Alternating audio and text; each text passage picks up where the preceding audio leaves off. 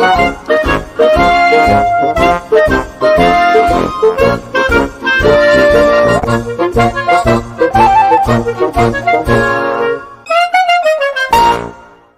had a pleasure to meet Llance before. Lori, it's such a pleasure to have you as well. Nice to Welcome, meet you welcome too. to the show. Thank you for doing this. Thank you so much. My pleasure. Guess what? I have. Oh, Look at this. I started off with basil, and I'm like, oh my God, what is this? I loved it. And then I started the delightful. This was something else. And this is so far my favorite. Me too. Me too. So delicious, isn't it? Yeah. And now I haven't tried the tortilla. I left it just, here to prepare. I'm gonna try it live. But I love what you did.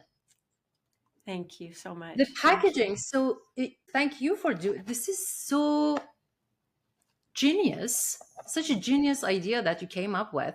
I wanted to ask you, who came up with this idea? Is this your mom's secret recipe? Is this?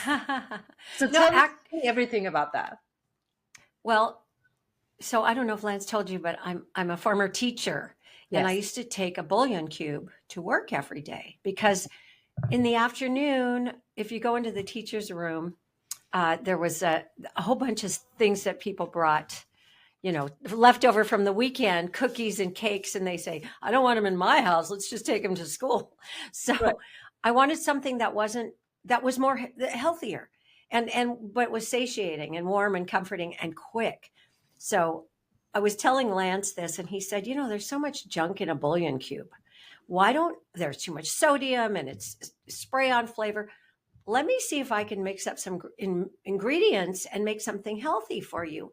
And so while we were talking, I said, could you put it in a tea bag?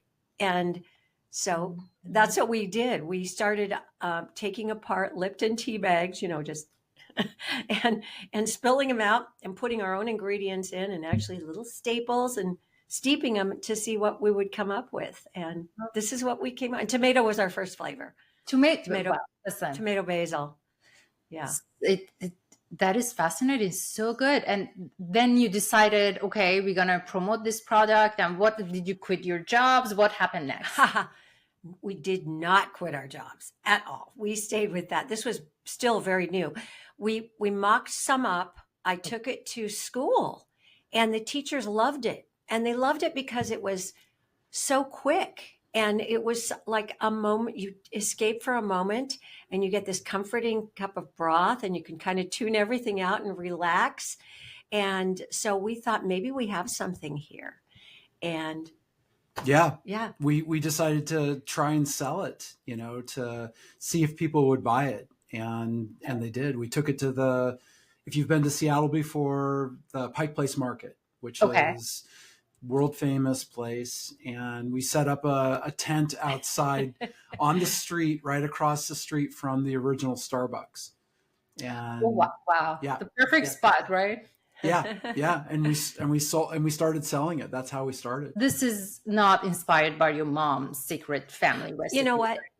My mom was just someone who just loved to get people together with food, and we'd sit around, the table with the big family and talk. And I mean, that was the inspiration. She loved to cook and she was a great cook. And so we just thought it would be such a nice tribute to name it after her. Oh, this is such a lovely thing to do. Yeah. And what is one lesson or one value that your mom actually taught you that you carry with yourself in life and in your business? Don't interfere with other people's business. Llance always says she was the best mother-in-law because she did not get involved. I mean, she was so good about that. And maybe she was thinking things, but she would just listen. She would just listen. That's it. And you know what? That was really so smart of her. She was such a sweet lady. Just a wonderful person. So yeah, that's a value. Honoring her this way, such a beautiful, inspiring way. I really commend you for that. Thank you so much. Of course. So let's talk about your products. If Millie's broth was a movie, and it was gonna tell its story, origin story as a movie, what would the first scene look like? Oh, wow. Chaos. Yeah, okay. Chaos. Have you ever taken a nap and woken up and just and kind of like thought, where am I? What just happened? Yeah. Have you ever felt that way sometimes? Of course, yes. Yeah.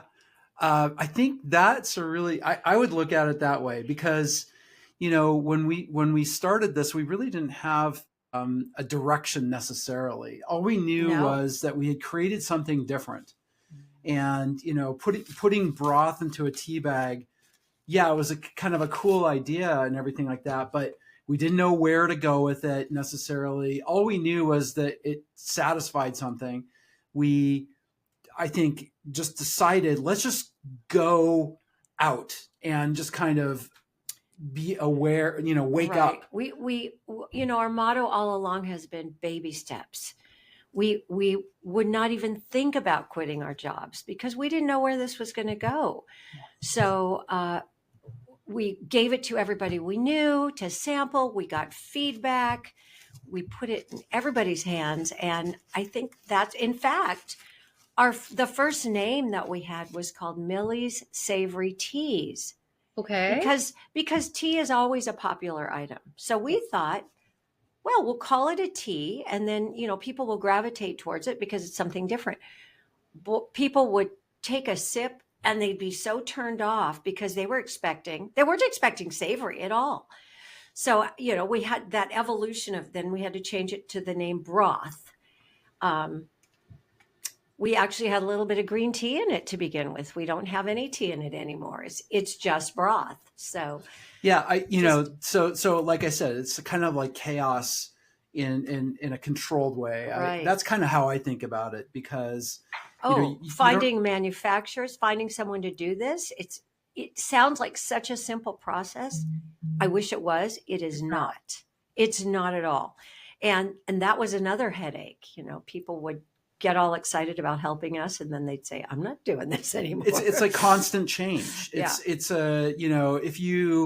if you don't adapt to the change that's thrown at you, then it stops. And so that's probably why, but then we also, I think we didn't really have any expectations necessarily, other than we wanted this to be something that people liked. And, aside from that, we are just constantly looking for, ways to expand, solving problems, dealing with issues that come our way, good and bad. Yeah. I love what you just said, that we didn't have expectations of how the results would come out. Our intention was to just make people happy. And that's the best way to go around making a new product or even starting a new journey, because if you start controlling the outcome, it would be so much pressure and so much, and could be disappointment, right? It could be a lot of there is always a lot of disappointment at the beginning, and then one can learn their lesson and then pivot around and find their own way how things work and not. Right. And there were times when we could have said, oh, maybe we're going in the wrong direction, but we just kept pushing, and like I said, baby steps. Yes, baby steps. What is one ingredient about Millie's broth that is so different from anything else out there? Well, we created it's a new category of hot beverage. So if you think about coffee, tea, cider, chai, those all have either caffeine, they have sugar, they are all kind of sweet or fruity. And what we created was really the first savory hot categories that came in a tea bag. And so the difference in, let's say, what people are looking for in it, some people will drink tea in the afternoon or coffee in the afternoon to kind of give them energy. What this does is it gives them a satisfaction of a snack. Like a snack, yeah. Yes. So it's different in that respect. So a lot of times people they're hungry because they're really thirsty, and so they will reach for a bag of Cheetos, right, to satisfy that feeling. Well, it's that savoriness that really satisfies. And with the broth, it's a savory, hot, it's savory, it's water, there's all those things. And so that's what's really different. The difference in our product is that it's all real ingredients. Yes. A lot of like the bouillon, some of that, and those even some of the drinks that they're using now, it's sprayed on flavor. It's artificial flavor. This is all real. Yeah, all real ingredients. That's what I wanted to actually mention. So every time I want to buy something, I go to the ingredients and just see how big the yes. part is. If there's like a couple of lines, then you know that there is nothing that outrageous is added to the product. So you know what you're eating. And in this tea bags, there are everything, like you mentioned, everything is very healthy and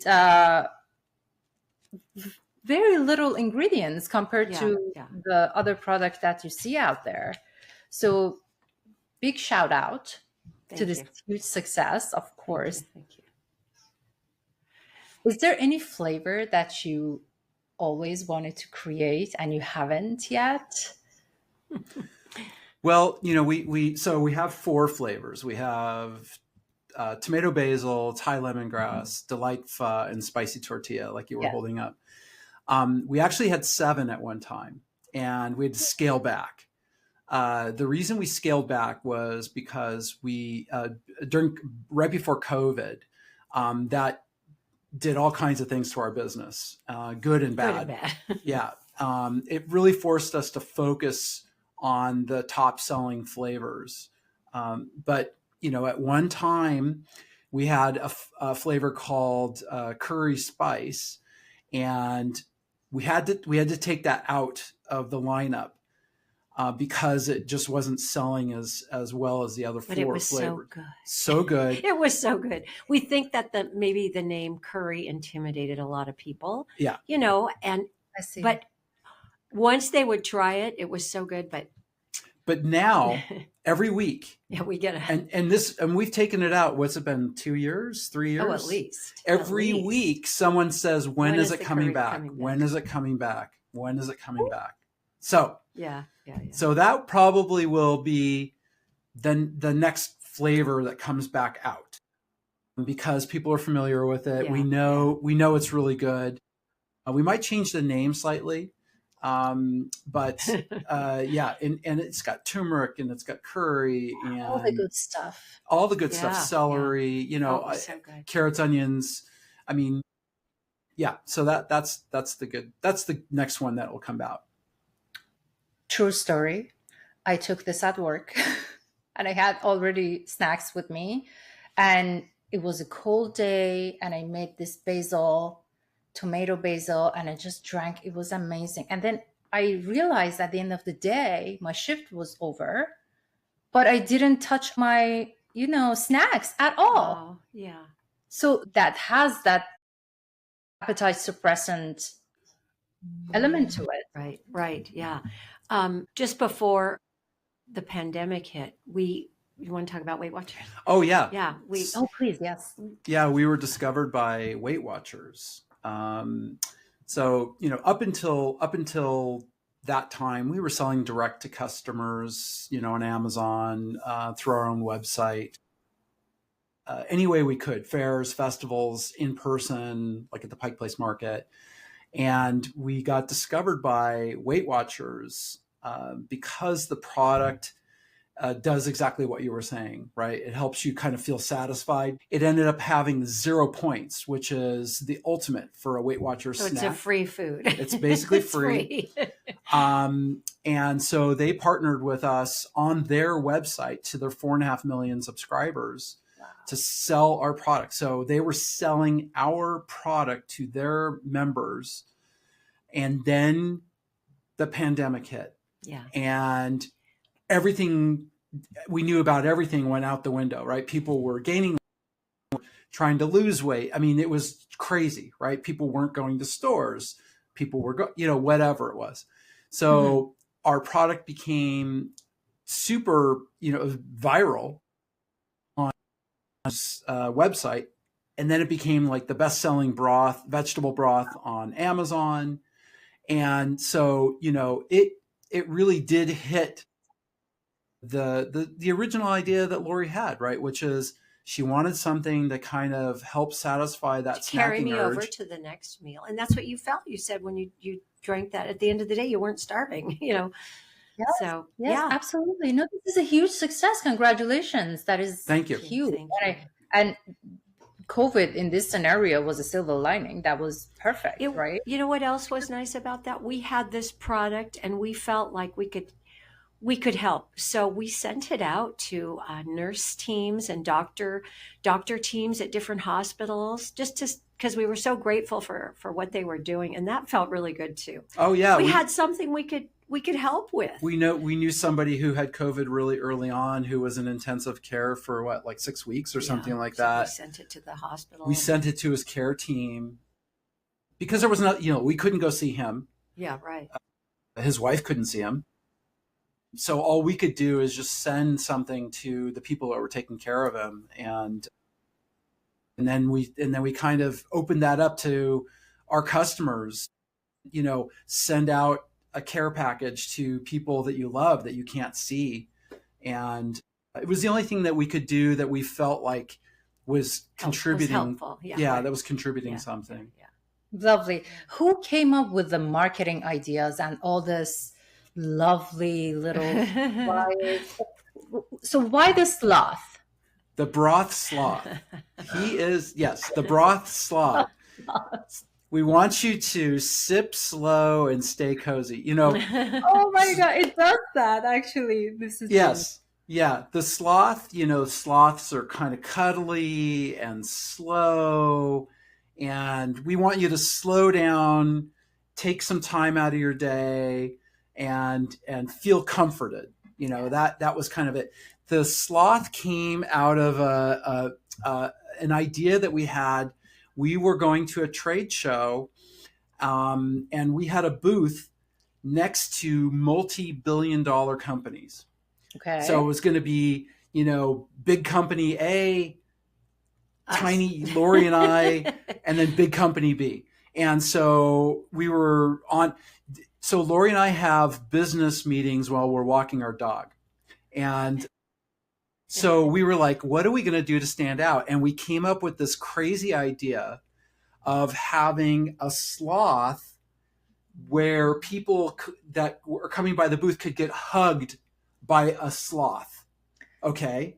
So yes. We came up with this bigger than life-size sloth that we made. We made it and put it in our booth, and people could come and sit down and get hugged by the sloth. And then I would take their phone, or Lori would take their phone and take their picture with it.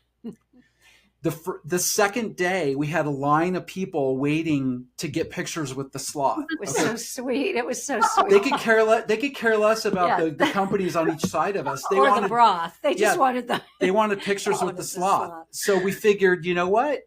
There's something there, and it really, it was kind of fun. Mm-hmm. And we're having fun with it, and I think we're going to, change the bucket hat, so different, times of the year. And the next time we're at a big trade show, you might see the sloth with, and come, take a picture. I got to tell you, every time that someone would sit down and give me their phone, the smile on their faces was like they were children.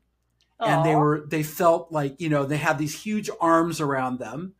And anyway, so, we figured let's just go with that. It was fun. So that's our new mascot.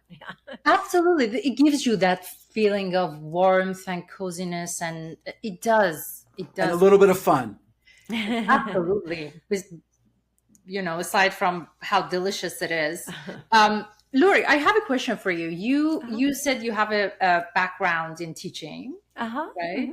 Mm-hmm. How did that experience help you now in the new business? I think when what was helpful is when we're at shows and we're promoting our product, that's really easy for me. I'm very comfortable, mostly with children, but most adults are children, so so that was just so easy, and I found myself just reaching out to people so easily, say, come here, try this, come on, just try it, you're gonna like it. And that was really fun for me. So that aspect of teaching made that easy. Plus we started out where we were collaborating, we were doing all the artwork, and I'm a little bit of an artist, so actually the designs on those boxes are mine. So that was helpful too. And I think, and also problem solving. Yeah. I really think, most of what we do is solving problems, whether we've That's so created true. the problem or the problem comes our way because of, whatever. And I think that, her perspective on solving a problem is way different than I think most people's experience, having that teaching background. Because you have to go back to basics and start with little, Right. Yeah. You have to, how do you get people to understand what you're trying to tell them? Right. As a teacher, that's critical, and to kindergartners who, all they want to do is run around the room. Right. How do you get their attention? Right. Yes, yes. You spoke to the inner child of every individual. This is a huge gift. That is to be able to connect in such a meaningful and profound way. Llance, please tell me about your background. Are you doing this business full time now, or you're still? Oh yeah, no, we started this about 12 years ago, and so both of us were working, jobs, consulting, multiple jobs, whatever, as we were building up the business. And it took a while for us to be able to completely rely on this as our primary source of income. Yeah.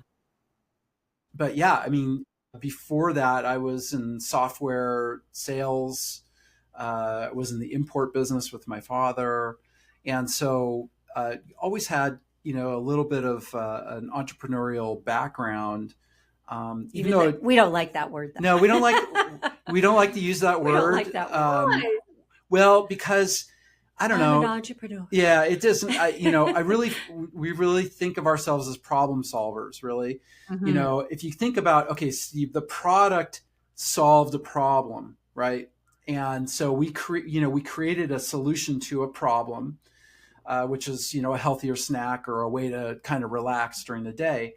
And because of that, we have the problem of marketing, that we have the problem of manufacturing, we have the problem of awareness, and so all we're doing is solving those problems all the time in order to get our product out. So I think we migrated to full time right after COVID. I mean, I think kind of coincided with COVID, and then we got our really big break right after COVID, where we were discovered by Walmart. Well, ooh, this is lovely. Are you in every state now? Well, yeah. So we in 2023 we were asked to present our product to Walmart. There were about 7,000 other products that Walmart was presented with. So every year they do something called an open call, and so we filled out an application. They invited 800 companies to meet with in one day. And they invited 400 of them to meet in person, 400 to meet virtually.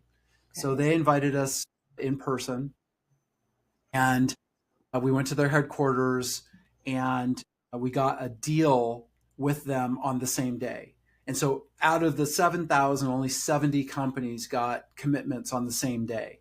Wow. So we had to keep it secret for about a year until we got onto the shelves, which just happened a few months ago.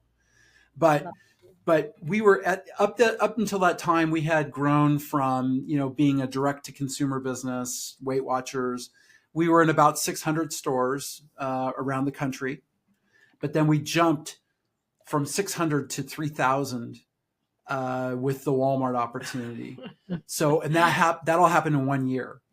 And so we're still kind of, when something like that happens, it does all kinds of things to your business.